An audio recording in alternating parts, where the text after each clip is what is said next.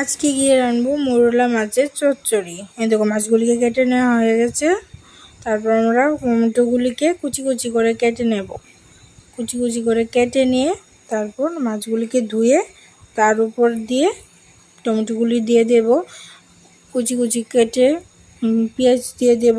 তারপর মরিচ আর রসুন পেস্ট করা হয়েছিল সেগুলিকে দিয়ে দিয়েছি। তারপর মশলা দিয়ে দিব, হলুদ, নুন, যে যেরকম ভালোবাসো নুন খেতে দিয়ে দেবে। তারপর আমরা পরিমাণ মতো তেল দিয়ে দেব, দিয়ে আমরা এটা মিক্স করে ফেলবো। মিক্স করা হয়ে গেলে আমরা কি করব, এটা মিক্স করা হয়ে গেছে। তারপর আমরা কড়াই বসিয়ে দেব, চুলার মধ্যে কড়াই বসিয়ে দেব। কড়াইটা গরম হয়ে গেলে তেল দিয়ে কুচি কুচি করে কাটা পেঁয়াজ দিয়ে দেব।